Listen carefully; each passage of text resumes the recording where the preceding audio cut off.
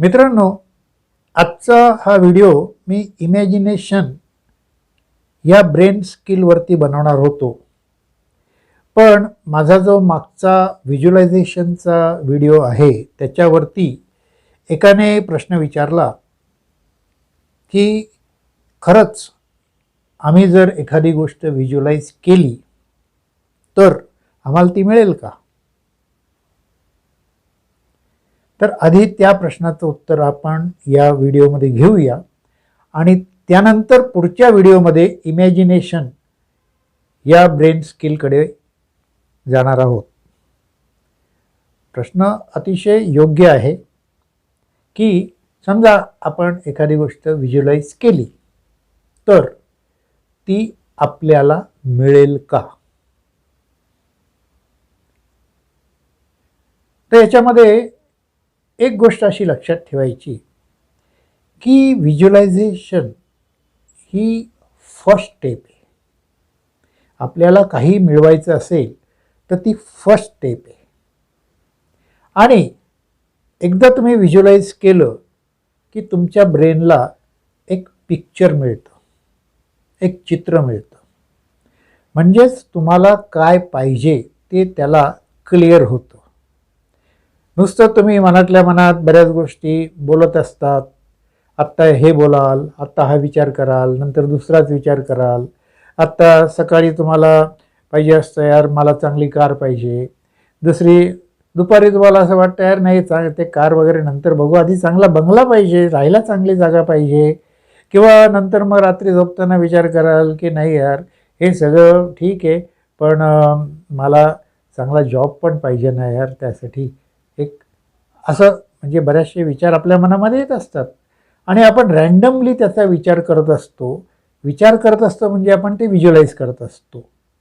पण सकाळ दुपार संध्याकाळ याच्यामध्ये जर आपले ऑब्जेक्ट बदलणार असतील तर ब्रेन कन्फ्यूज होतो. तो म्हणतो इसको क्या चाहिए, अरे अरे एक बात बोलो ना. वन ॲट ए टाइम हे प्रिन्सिपल व्हिज्युअलायझेशनला अत्यंत महत्त्वाचं आहे.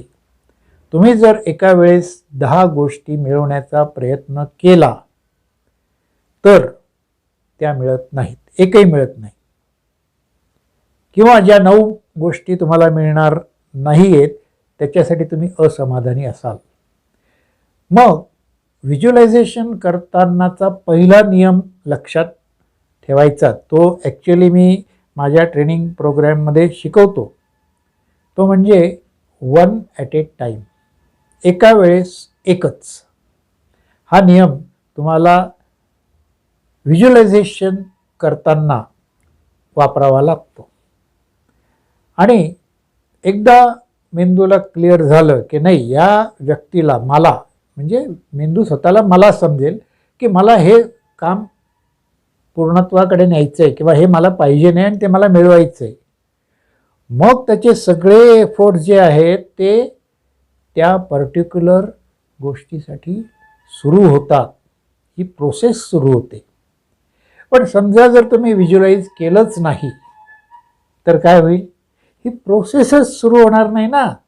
आणि प्रोसेसच सुरू नाही झाली तर मग पुढे काय होईल ते सांगता येत नाही. त्यामुळे आपण व्हिज्युअलायझेशन जे करतो त्याच्यामध्ये आपण प्रोसेस सुरू करून देतो.